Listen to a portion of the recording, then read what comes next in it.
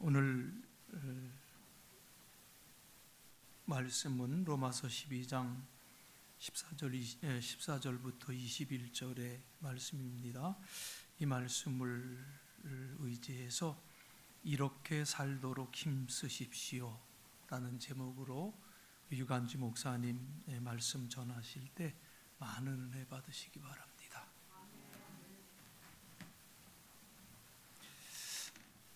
찬양대 귀한 찬양 감사합니다.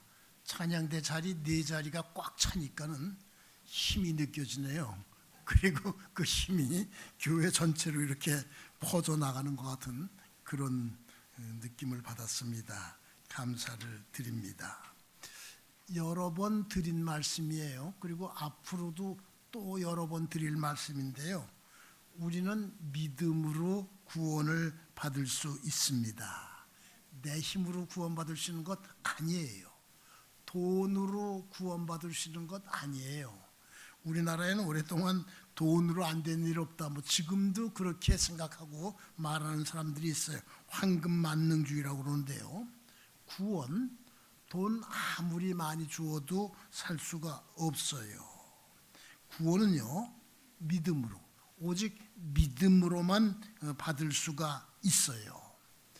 잘 알려진 복음성가가 있습니다. 가사가 이래요. 1절, 돈으로도 못 가요 하나님 나라, 힘으로도 못 가요 하나님 나라. 2절, 벼슬로도 못 가요 하나님 나라, 지식으로 못 가요 하나님 나라. 3절, 어여뽀도 못 가요 하나님 나라, 마음 착해도 못 가요 하나님 나라. 아실 거예요. 중요한 게 후렴이에요. 거듭나면 가는 나라, 그 다음에 믿음으로 가는 나라, 하나님 나라. 믿음으로 가는 나라, 하나님 나라. 제가 금요일에 이제 설교 원고 이렇게 작성해 끝내가지고 우리 미디어 담당한 조효준 청년한테 보냅니다. 그래서 요거는 파워포인트로 모니터에 좀 나타나게 해주세요. 그래서 이렇게 금요일에 보내면 이제 우리 조효준 청년이 그 작업을 하는데, 원고를 보내면서 복잡하니까는 후렴,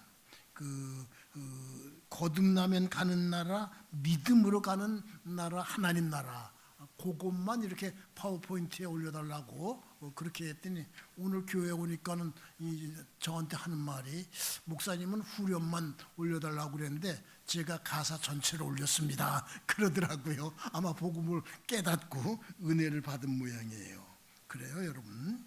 우리 돈으로도 못 가고 힘으로도 못 가고요, 벼슬로도 못 가고요, 지식으로도 못 가고요, 미모 가지고도 못 가고요, 마음 착해도 못 가고요.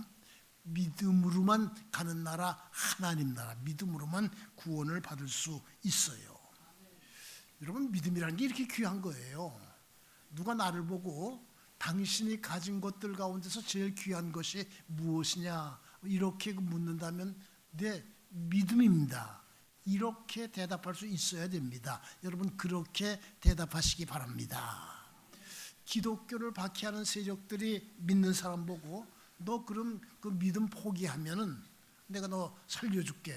옛날에 일본에서는 그랬어요. 예수님 초상이나 십자가 이렇게 놓고 그거 밟고 지나가면 살려주고, 피하면은 이렇게 죽이고 그래. 그걸 답하라고 그럽니다.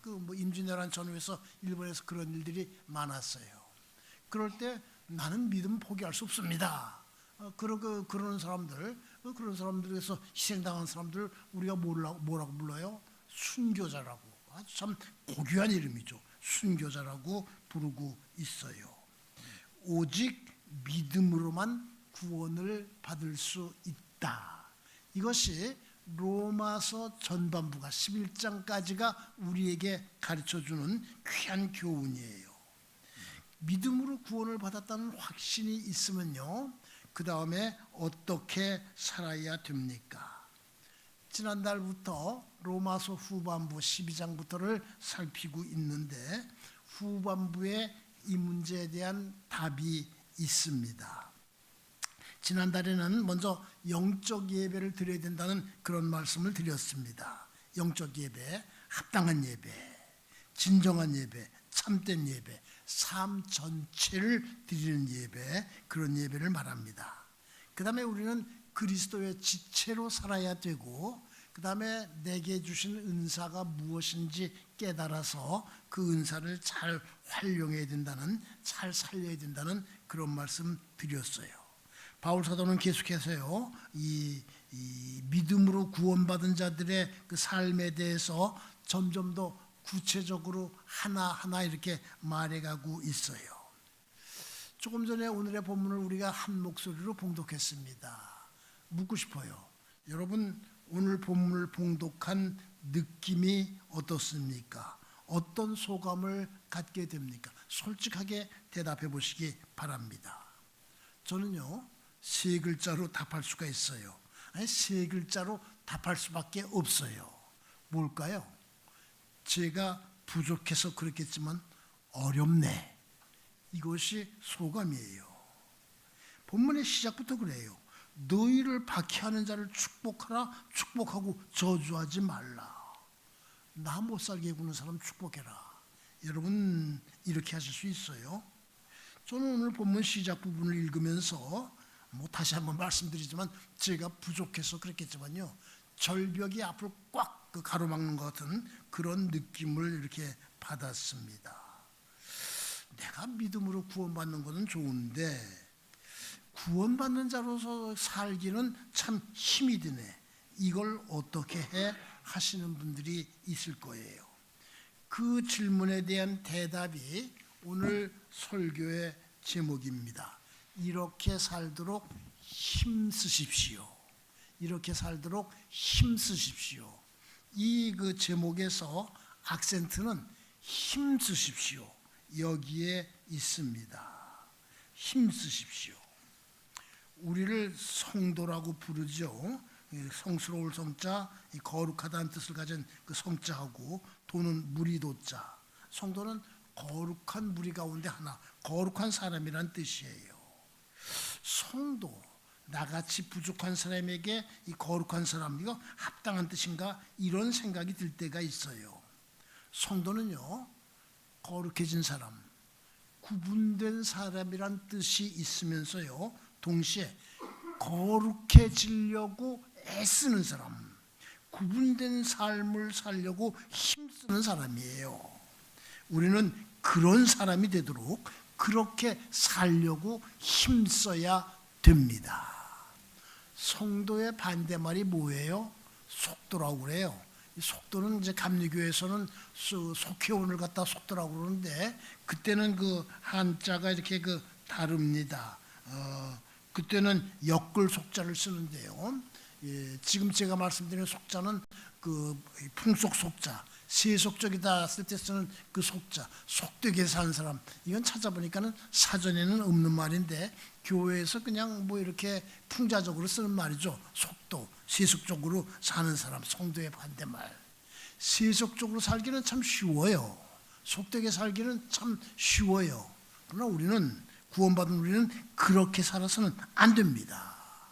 구분된 사람다운, 선택된 사람다 같은 그런 삶을 살기 위해서 힘써야 됩니다. 힘써야 됩니다. 여러분, 신앙생활이란 무엇입니까? 믿음을 가진 자답게, 믿음으로 구원받은 자답게 살기 위해서 힘쓰는 생활, 그것이 신앙생활이에요. 성경 말씀대로 살려고 힘쓰는 생활, 그것이 이 신앙생활이에요. 성경 말씀대로요, 여러분 척척 사라집니까? 성경 말씀대로 척척 사는 것이 쉬운 일입니까? 아니에요. 성경 말씀대로 살기 위해서 힘쓰는, 그것이 신앙생활이에요. 교회는요, 그렇게 살기 위해서 18절에 그 말씀이 있죠. 서로 마음을 같이 하면서 힘쓰는 사람들이 이렇게 격려하고 힘을 나누는 그런 공동체, 그걸 우리는 교회라고 부릅니다. 용산교회가 그와 같은 공동체의 모범을 보이기 위해서 힘쓰고 있는 것이 느껴지는데 참 그 감사한 일이에요. 우리나라 기독교인들은 어제까지 깡패 두목이었는데 또는 그 비슷한 생활을 했는데 회개하고서 복음을 뭐 어떻게 듣고 회개하고서 변해가지고 갑자기 이렇게 변해서 모범적인 신앙생활하고 있다.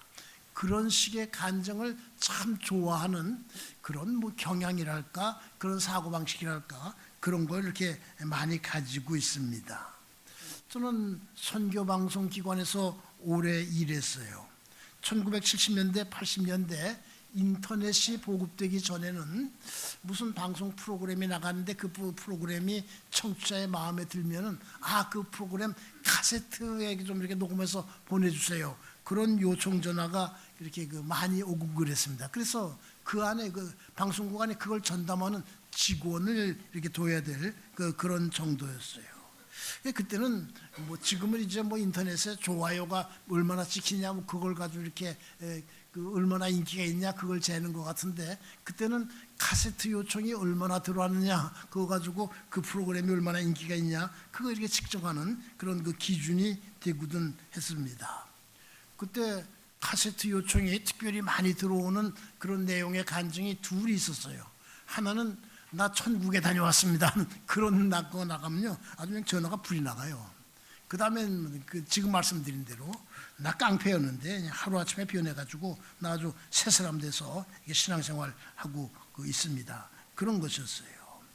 그런데요 그런 것 때문에 좀 어려움을 겪는 그런 일이 있어요. 항의 전화가 들어옵니다. 나 그 간증한 사람 잘 아는데 그 내용이 다릅니다. 실제로 다릅니다. 뭐 그런 항의 전화도 들어오고요. 뭐 참 그 어려움을 많이 겪기도 이렇게 했는데 이 대표적인 사례가 있어요.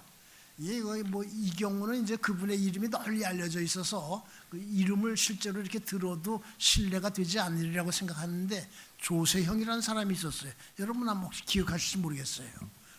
별명이 대도였어요. 큰 도둑. 도둑질을 하는데 뭐 아주 그 고위 공무원 집, 또 뭐 잘 알려진 사람 뭐 이런 사람 집을 많이 털어가지고도 더 이렇게 유명해지고 그런 사람이었어요. 이분이 잡혔어요. 감옥 생활을 하다가 믿음을 갖게 됐다고 그래요. 1998년에 추록을 했어요. 그냥 각 교회 선교단체, 심지어는 청소년단체 와서 간증해달라고 그런 요청이 참 많았습니다. 이분 모시기가 참 힘이 들었어요. 저는 무렵에 이제 선교방송기관을 이제 그만두고 목회를 이렇게 하고 있었는데, 담임하고 있는 교회 이분 한번 모셔야 되겠다 전화를 했습니다. 이분이 늘빛 선교회라는 선교회를 만들었는데 그 선교회 전화를 해서 한번 모시고 싶습니다 전화를 했습니다. 직원이 이렇게 전화를 받았는데 지금 안 된다고, 한 6달쯤 기다려야 되는데 그때도 될지 안 될지 모르겠다고 그렇게 하는 답을 듣고 포기를 했는데, 그 직원하고 전화를 주고받으면서 이거 좀 이상하다 그런 느낌 받았어요. 여러분, 우리는 어느 사람 얼굴을 보거나요 그 사람하고 대화를 느낄 때 이 사람 교회 다니는 사람인가 보다, 이 사람 예수 믿는 사람인가 보다 그런 느낌을 받을 때가 있습니다. 사실 또 우리는 그런 느낌을 주도록 이렇게 노력을 해야 됩니다. 얼굴 가지고 말 가지고도 이렇게 전도할 수 있도록 그런 노력을 해야 되는데 전혀 그런 게 아니에요. 말투나 대하는 태도가 이게 참 이상하다 그런 느낌을 갖다가 이렇게 받을 수밖에 없었어요. 그런데 얼마 뒤에 다시 이 뉴스가 나왔는데 이 사람이 다시 도둑질 해가지고 또 감옥에 갔다. 그런 뉴스가 나왔습니다. 일본까지 가서 또 이렇게 도둑질하는 그런 일도 있더라고요. 그렇게 해가지고 전과 16범이 되었다고 그래요. 실제 나이가 우리 나이로 82살, 1944년생, 저하고 동갑인데요. 지금도 감옥에 있다고 그렇게 인터넷에서 나오더라고요. 제가 이분 이야기를 오늘 설교 예화로 사용해야 되겠다. 요즘은 인터넷이 발달해서 뭘 하나 정확하게 검사를 해야 되잖아요. 예전에는 그냥 대강 기억하고 있는 거 가지고 말해야 되지만 요즘 그게 안 하니까 인터넷에 들어가서 이 이름을 쳐보고서 많이 놀라고요. 부끄러웠어요. 놀란 거는 이분 얘기가 너무 자세하게 나와가지고 분량이 참 많아요. 아주 그냥 웬만한 유명인사보다 분량이 더 많아요. 그것 때문에 놀랐고요. 그다음에 더 놀란 거는 목사 안수를 받았다는 걸 모르고 있었는데 인터넷에 그렇게 나오더라고요. 저 어떻게 목사 안수를 받았는지 그렇게 나와서 놀랐고요. 부끄러운군요. 그다음에 그 직업난을 보니까는 직업이 여러 가지로 변했어요. 처음에는 건달, 그 다음에는 도둑, 그 다음엔 뭐라고 된 줄 아세요? 종교인 겸 강연업 이렇게 돼 있어요. 그러니까 개신교 신자로서 여기 저기 다니면서 강연 간증을 했다는 그런 얘기예요. 거기까지는 좋아요. 그 다음에 또 뭐라고 된 줄 아세요? 도둑 이렇게 해서 끝이 납니다. 여러분도 한번 인터넷에서 검색해 보면 직업에 이렇게 나올 거예요. 건달, 도둑, 종교인 겸 강연업, 그 다음에 다시 도둑. 아니 종교인 겸 강연업 여기서 끝나야지 그 다음 그 도둑이 뭔가 그것이 교회의 덕이 되는 건가. 이분이 만약에 믿음을 가진 사람 다음에 그 믿음을 가진 사자로서 이렇게 성실하고 정결하고 경건하게 살기 위해서 이렇게 진지하게 노력하는 그런 모습을 보여줬다면 그게 얼마나 교회의 덕이 되고 유익이 될까 그랬는데 오래간만에 찾아보고서 이게 참 이게 덕이 되지 않는다 그런 생각하면서 놀랄 정도로 그렇게 적혀 있더라고요. 반대되는 경우가 하나 있어요. 여러분 야인시대라는 드라마 기억하실 거예요. SBS에서 한 20년 전에 나갔는데 거기에 시라손이라는 인물이 나옵니다. 본명은 이성순인데 이분 이야기는 그 드라마가 나가기 전부터 많이 알려져 있었습니다. 대표적인 우리나라의 싸움 제일 잘하는 사람이었다고 그래요. 일제강점기 말에 1940년대에는 동양 최고의 주목이라는 그런 말을 들었다고 그래요. 자유당 때 정치 깡패들이 이분을 습격을 해가지고 아주 심한 상처를 입혔습니다. 그냥 가지고 가혹한 짓을 갖다 이렇게 했습니다.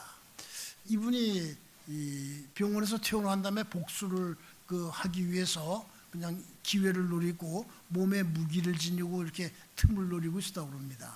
근데 그때 이제 5.16이 일어나고 군사정권에서 깡패를 소탕한 일이 있습니다. 그래서 깡패들 이렇게 다 이렇게 체포해가지고 나는 깡패입니다. 국민의 심판을 받겠습니다. 이런 프랑카드를 앞세우고 을지로였죠. 이렇게 시가 행진을 시킨 그런 일이 있었습니다. 이분이 그걸 보고 복수하려는 마음을 버렸다고 그래요. 원래 기독교 집안, 신의주의 기독교 집안에서 태어나서 이렇게 마음에 믿음의 뿌리가 있었다고 그래요. 그래서 그렇게 이렇게 주먹질을 하면서 살면서도 가정 생활이 깨끗했고 아주 부인을 갖다가 아주 극진하게 사랑했다고 그렇게 전해지고 있습니다. 1982년인가 83년인가 이렇게 세상을 이렇게 떠났는데요. 세상 떠나기 전에 자기를 습격한 그 집단의 우두머리가 되는 사람이 체포돼서 이제 군사 재판을 받는데 거기에 증인으로 나가서 아주 유리한 증언을 하고 그 사람에게 예수 믿으라고 이렇게 권하는 드라마에도 그 장면이 나오는데 그게 사실이라고 그래요. 이 세상을 이렇게 떠났을 때 잘 알려진 성결교 목사님이 저쪽 성북구 쪽에 있는 성결교회인데 장례를 집례했어요. 그 목사님이 하시는 말씀이 내가 장례를 수없이 집례했는데 이 이성순 성도 이분의 경우 참 이렇게 평화롭고 깨끗한 얼굴로 이렇게 세상을 떠난 하늘나라로 간 대표적인 사례라고 할 수 있다고 그렇게 공개적으로 말한 것을 제가 교계지에서 읽은 일이 있습니다. 여기까지는 저도 듣고 읽은 이야기인데 몰랐더니 그 아들이 목사님이 됐어요. 만났어요. 저기 천안에 있는 어느 신학교육기관 대학원에서 대학원 다닐 때 이렇게 만날 일이 있었습니다. 소개하더라고요. 이 사람이 이 시라손의 아들이라고. 그런데 얼굴이 참 아주 단정하고 겸손하고 그런 느낌을 받았습니다. 시라소니가 세상 떠날 때 자기의 죄를 다 고백하고 내가 기억하지 못해서 고백하지 못한 죄가 있다면 알려주십시오. 그리고 세상을 이렇게 떠났다고 합니다.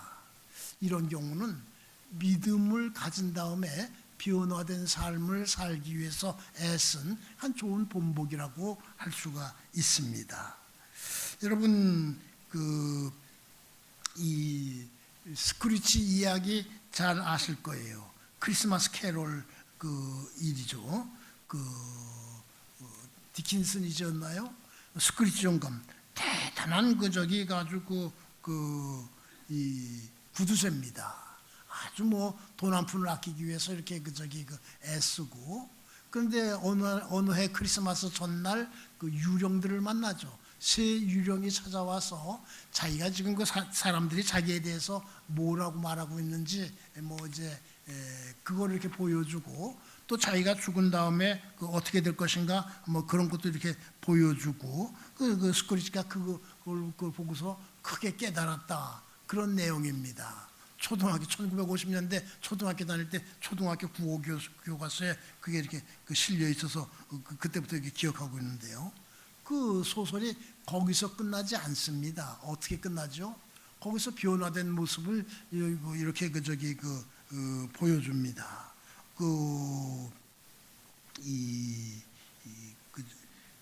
회사 직원이 서기가 한 사람이 있었는데 그냥 구박하고 월급도 조금 주고 그랬는데요. 이런 그걸 본 다음에 크리스마스 날이 되니까는 가서 제일 큰 칠면조를 그 집에 이렇게 선물로 배달을 시킵니다. 크리스마스 전날 자선 사업 하는 사람들이 찾아와서 아주 기부 좀 하라고 그러니까는 면박을 줘서 돌려보냈는데, 크리스마스 날 거리에서 그 사람들 만났어요. 깜짝 놀랄 만큼 그냥 큰 액수를 갖다가 이렇게 기부할 것을 약속을 하고요. 그리고 조카의 집에 가서 아주 즐거운 크리스마스 시간을 보내고, 그 다음날 그 회사 직원이 서기가 출근을 하니까는 월급을 올려주고, 그러니까 그 크리스마스 캐롤 스크리치 얘기 아주 묘미는 그 뒷부분에 있어요. 변화된 모습을 이렇게 아주 재미있게 이렇게 보여주는 거예요. 이 크리스마스 캐롤은 이렇게 믿음 이런 기독교 소설로 알려져 있지는 않지만요, 우리는 이렇게 보면서 믿음을 가졌으면은 우리는 스크리치 영감과 같이 변화된 삶을 살아야 된다, 그런 교훈을 얻어야 됩니다. 주와 같이 길 가는 것 즐거운 일 아닌가, 찬송가 430장인데요 모두가 좋아하는 찬송이에요. 여러분, 이 찬송가의 후렴이 무엇이라고 되어 있어요? 한 걸음 한 걸음 주 예수와 함께 날마다 우리 걸어가리. 그래요. 한 걸음 한 걸음 날마다 조금씩 이렇게 변화된 삶을 살기에 힘쓰는 거, 그것이 우리의 삶이 되어야 됩니다. 찬송가 이야기 하나 더 하겠어요. 한국 교인들이 좋아하는 찬송가 가운데 하나가 491장의 저 높은 곳을 향하여, 일제시대 때는 이것이 아주 제일 좋아하는, 한국 교인들이 제일 좋아하는 찬송가였다고 그래요. 일본의 통치가 너무 가혹했기 때문에 교회에 나와서 이 찬송을 부르면서 위로를 받았다고 그래요. 이 찬송 1절 가사, 저 높은 곳을 향하여 날마다 나아갑니다, 이렇게 되어 있어요. 저 높은 곳을 향하여 날마다 나갑니다. 내 뜻과 정성 모아서 날마다 기도합니다. 저 높은 곳이요, 하루아침에 껑충 뛰어 올라간 것 아니에요. 날마다 조금씩 나가는 것이에요. 믿음으로 구원받은 자의 삶을 살기 위해서 뜻과 정성을 모아서 날마다 기도하면서 나가는 것이에요. 4절 가사는 험하고 높은 이 길을 싸우며 나아갑니다. 다시금 기도하오니 내 주여 인도하소서, 이렇게 되어 있죠. 그래요. 믿음으로 사는 이 길이요, 험하고 높은 이 길이에요. 신앙생활 길, 험하고 높은 것이에요. 유혹과 싸우면서, 자기 자신과 싸우면서, 많은 실수와 싸우면서, 주변의 조롱과 싸우면서, 방해와 싸우면서 한 걸음 한 걸음 앞으로 나가는 것이에요. 우리는요, 주님의 인도, 주님의 도우심을 바라면서 그 길을 그렇게 걸어야 됩니다. 오늘 설교의 흐름에서 조금 벗어나는 거지만은 이 찬송가 얘기에 찬송과 관련된 얘기가 있어요. 이 찬송가 2절 가사 여러분 잘 아실 거예요. 괴로움과 죄가 있는 곳 나 비록 여기 살아도 이렇게 돼 있죠. 빛나고 높은 곳 저곳을 날마다 바라봅니다. 지금 찬송가 그렇게 돼 있어요. 한국교회가 해방된 뒤에는 합동 찬송가라는 걸 썼습니다. 그냥 해방되기 전에는 장로교, 감리교, 성결교 찬송가가 다르다가 해방됐으니까 하나로 하자 그래가지고 1949년에 합동 찬송가라는 거 만들어가지고 한 15, 16년 1960년대까지 썼을 거예요. 그때는 이 2절 가사가 달랐습니다. 저 높은 곳을 향하여 2절 옛날 가사 기억하시는 분 있어요? 지금은 괴로움과 죄가 있는 곳, 나 비록 여기 살아도 빛나고 높은 저곳을 날마다 바라봅니다. 이렇게 되는데 옛날 가사 혹시 기억하세요? 괴로움과 죄만 있는 곳, 내 어이 여기 살릴까? 이렇게 돼 있었습니다. 생각나시는 분들 계실 거예요. 내 어이 여기 살릴까? 나 여기 안 살아. 저 높은 데만 바라볼 거야. 그렇게 불렀어요. 1967년에 개편찬송가가 나왔는데 그때 나 비록 여기 살아도 이렇게 가사를 바꿨습니다. 너무 저 높은 데만 바라보지 말고 여기 살더라도 여기서 우리가 신앙인으로서의 모범된 자세를 보여줘야 된다. 2006년에 지금 사용하고 있는 찬송가가 나왔는데 2절 가사에서 글자 한자를 바꿨어요. 괴로움과 죄가 있는 곳, 나 비록 여기 살아도. 옛날 찬송가는 한자가 달랐어요. 어떤 글자가 다른지 혹시 기억하세요? 괴로움과 죄만 있는 곳 이렇게 돼 있었어요. 죄만 있는 곳, 그걸 갖다가 죄가 있는 곳 이렇게 바꿨어요. 왜 그렇게 바꿨을까요? 왜 찬송가 이렇게 담당하신 분들, 성경 번역하시는 분들도 이제 좀 더 정확하게 전달하기 위해서 조금씩 이렇게 손질해 가는데요. 왜 그렇게 바꿨을까요? 이 세상은 괴로움과 죄만 있는 곳이야. 우리가 살 곳이 못 돼. 우리가 살 곳은 저 빛나고 높은 곳이야. 빛과 사랑이 넘치고 기쁘고 참된 평화가 있는 곳이야. 이런 생각에 지나치게 빠지는 거, 이런 거 막혀서 그런 걸 내세주의라고 그래요. 타계주의라고 그러고 어떤 분은 도피주의라고도 그러는데 너무 그런데 젖어서는 안 된다. 이 세상에서 성도로서 책임 있게 살아야 된다. 그래서 이게 찬송가 가사 이렇게 손질한 거예요. 성도 여러분, 우리는 괴로움과 죄가 있는 이 세상에 살고 있지만 믿음을 가진 자로서 구원을 선물로 받은 사람으로서 하루하루 조금씩 변화된 삶을 살기 위해서 그래서 세상을 변화시키면서 살기 위해서 힘써야 됩니다. 그것이 성도의 삶이에요. 성경을 보면요, 오늘 본문의 앞에 그리스도인의 생활이라는 그런 소제목이 붙어 있습니다. 그것이 바로 그리스도인의 삶이에요. 그렇게 살기 위해서는 여러분 성경을 자주 봐야 됩니다. 새벽에 성경 읽으면서 하나님 오늘 이 말씀대로 살도록 힘쓰게 저를 도와주십시오. 저를 지켜주십시오. 기도해야 됩니다. 저녁에 자기 전에 그 말씀대로 살기 위해서 얼마나 힘썼는지 돌아보셔야 됩니다. 그렇게 하는 가운데 우리의 신앙생활이 진보하고 성장하고 변화하는 것입니다.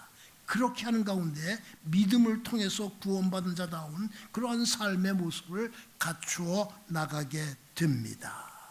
성도 여러분, 성경을 보면서 묵상하기에 힘쓰시기 바랍니다. 그것이 믿음으로 구원받은 자의 삶의 필수 요소 가운데 하나입니다. 제가 얼마 전부터요, 설교 준비하는 방법이 조금 바뀌었어요. 전에는 설교 준비하기 위해서는 성경 강해, 예화집, 다른 사람의 설교 이런 거 많이 봤는데요. 얼마 전부터는 본문을 자꾸 읽어요. 그래서 읽으면서 떠오르는 생각, 설교 준비 노트에 적어요. 그걸 가지고 이렇게 엮어가지고 설교 원고를 작성하기 위해서 힘쓰고 있습니다. 이제 오늘 본문을 다시 한번 보겠습니다. 14절, 너희를 박해하는 자를 축복하라. 축복하고 저주하지 말라. 예수님께서는 마태복음 5장 44절에서 나는 너희에게 이르노니 너희 원수를 사랑하며 너희를 박해하는 자를 위하여 기도하라 이렇게 말씀하셨어요. 누가복음 6장 28절에서는 너희를 저주하는 자를 위하여 축복하며 너희를 모욕하는 자를 위하여 기도하라 말씀하셨어요. 이 말씀은 구체적으로 이렇게 원어를 보니까는 나를 박해하는 사람에 대해서 좋게 말하라, 칭찬하라, 그런 뜻이죠. 쉬운 일이 아니에요. 그러나 우리는 이 말씀을 지키기 위해서 힘써야 됩니다. 월남 이상재 선생, 우리가 잘 알고 있는 민족 지도자 가운데 한 분입니다. 이분이 민족 지도 운동을 하다가 감옥에 갇혔어요. 분노에 찬 생활을 했죠. 내가 바르게 이렇게 좋은 일을 하는데 이것이 뭔가. 그런데 우연히 조금 전에 그 말씀드린 마태복음 5장의 말씀을 읽게 됐습니다. 나는 너희에게 이르노니 너희 원수를 사랑하며 너희를 박해하는 자를 위하여 기도하라. 그 두 가지 이게 다른 이야기가 있는데 같이 감옥 생활하던 이승만 박사가 이렇게 준 성경에서 읽었다는 이렇게 되어 있는 기록도 있고, 그 감방에 먼저 있던 사람이 쪽지에 써가지고 이렇게 벽에다가 꽂아놓은 걸 읽었다는 얘기도 있는데 이 말씀을 읽게 됐습니다. 월남 이상재 선생은 이거 좋은 말이지, 그러나 안 될 말이야, 그러고 물리쳤다고 그래요. 근데 자꾸 그 말씀이 이렇게 마음에 스며들어가지고 묵상하는 가운데 감동이 되고 비원화가 되고, 그래 감옥에서 나온 다음에 고향에 들어가서 초가 교회를 세웠다고 그래요. 그 교회가 지금 남아있다는 기록을 어디서 본 일이 있어서 이렇게 찾아보기도 했는데 찾지는 못했는데요. 그 다음엔 YMCA 운동 이런 운동에 이렇게 앞장섰다고 그래요.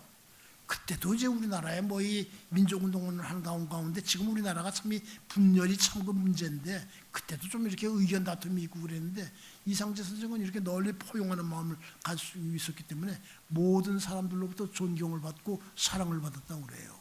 그래 그가 세상을 이렇게 떠났을 때 1927년에 세상을 떠났는데 우리나라에서 최초로 사회장을 치렀는데 교회, 교육계, 상업계, 그 다음에 인력거조합, 기생, 이발사 친목회, 배달원 친목회, 한국 사회 전 계층 20만 명이 그 장례 행렬길을 따랐다는 그런 기록이 있습니다. 15절, 즐거워하는 자들과 함께 즐거워하고 우는 자들과 함께 울라. 예수님께서 이 말씀에 모범을 보이셨어요. 가나의 혼인잔치에 참여해서 물이 포도주가 다 떨어졌는데 물이 포도주로 변해서 아주 잔치 이렇게 즐겁게 이렇게 도와주었습니다. 나사로가 죽었을 때 나사로의 무덤 앞에서 마리아가 울고 유대인들도 우는 것을 보고 예수님께서 비통하게 여기시고 불쌍히 여기시고 그리고 함께 우셨습니다. 요한복음 11장 35절, 예수께서 눈물을 흘리시더라.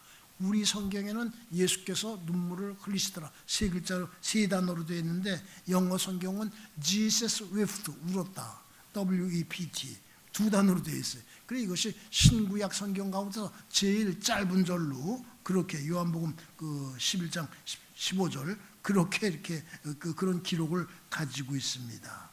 16절, 서로 마음을 같이하여 높은 데 마음을 두지 말고 도리어 낮은 데 처하며 스스로 지혜 있는 채 하지 말라.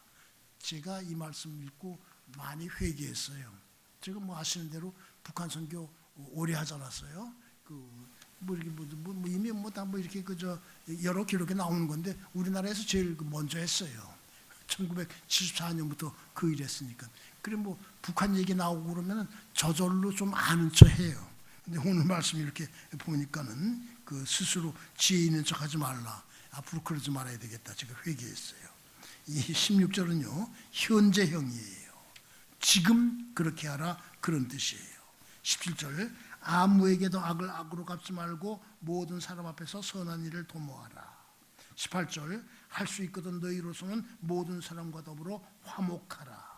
사랑하는 성도 여러분, 피스메이커로서, 평화를 만드는 사람으로서, 평화를 평화롭게 하는 자로서 이렇게 살기 위해서 힘쓰시기 바랍니다. 19절, 내 사랑하는 자들아 너희가 친히 원수를 갚지 말고 하나님의 진노하심에 맡기라. 기록되었을 때 원수 갚는 것이 내게 있으니 내가 갚으리라 주께서 말씀하시니라. 이 말씀은 신명기 32장 35절의 말씀을 바울 사도가 인용한 것인데요. 그들이 실족할 그때에 내가 보복하리라. 그들의 환난 날이 가까우니 그들에게 닥칠 그 일이 속히 오리라. 이 말씀을 바울 사도가 조금 변형해서 인용한 것이에요. 사랑하는 성도 여러분, 하나님께 맡기십시오. 하나님께 맡기십시오. 이거 참 깊은 뜻을 가진 말이에요. 하나님께 맡기십시오. 20절 앞부분, 내 원수가 줄이거든 먹이고 목마르거든 마시게 말라. 이 말씀은 잠언서 25장 21절, 내 원수가 배고파하거든 음식을 먹이고 목말라 하거든 물을 마시게 하라. 이 말씀을 인용한 것이에요. 무엇을 깨달을 수 있어요? 오늘 이 말씀은 신구약 성경을 일관해서 흐르고 있는 기독교의 중요한 가르침이라는 걸 알 수 있습니다. 20절 뒷부분에 있는 말씀은 참 이해하기가 어려운 말씀이에요. 그러함으로 내가 숯불을 그 머리에 쌓아 놓으리라. 이 말씀의 뜻을 알기 위해서 많이 노력했는데 독일에서 나온 해설 성경에 이 말씀의 뜻이 이렇게 되어 있더군요. 그렇게 하면 부끄러움을 일으켜 잘못을 깨닫게 될 것이다. 우리가 그렇게 하면요, 세상에 악한 사람들이 이렇게 부끄러워가지고 스스로 이렇게 깨닫게 됩니다. 21절, 악에게 지지 말고 선으로 악을 이겨라. 모두 쉬운 말씀들이 아니에요. 그러나 우리는 이렇게 살기 위해서 힘써야 됩니다. 그것이 믿음으로 구원받은 자의 삶입니다. 감리교회에서 아주 중요하게 여기는 그 말 가운데 성화라는 말이 있습니다. 감리교 교리와 장정에는 이 성화에 대해서 회개와 칭의를 통해 죄사함을 받은 우리는 계속해서 성화와 그리스도인의 완전을 목표로 성장하게 된다, 이렇게 되어 있어요. 이 성화란 말 참 깊은 뜻을 가진 말인데, 저는 그리스도인으로서 힘써 생활하면서 조금씩 앞으로 나아가는 이것이 성화의 한 모습이다, 이렇게 이해하고 있습니다. 그리스도인으로서 살기 위해서 힘쓰는 사람이 모범적인 감리교인이라고 할 수 있습니다. 이제 말씀을 마치겠습니다. 부족한 우리에게 믿음을 주셔서 구원받게 하신 것을 감사하면서 믿음으로 구원받은 자답게 살기 위해서 힘쓰는 여러분이 되고 제가 되기를 믿음의 주여 온전케 하시는 주님의 이름으로 축원합니다. 기도하시겠습니다. 오 주님, 부족한 저희에게 믿음을 주셔서 구원을 받게 하심을 감사드립니다. 구원을 받은 자로서 합당한 생활을 하기에 힘쓰게 하여 주시옵소서. 쉬운 일은 아닙니다. 성령님 도와주셔서 날마다 조금씩 앞으로 나아갈 수 있도록 지켜 주시옵소서. 성도들끼리 서로 도우며 격려하며 함께 이 길을 걷게 하여 주시옵소서. 저희들의 이와 같은 삶을 통해서 주변이 변화되고 사회가 변하고 나가서 나라도 변하게 하여 주시옵소서. 예수님의 이름으로 기도하옵나이다.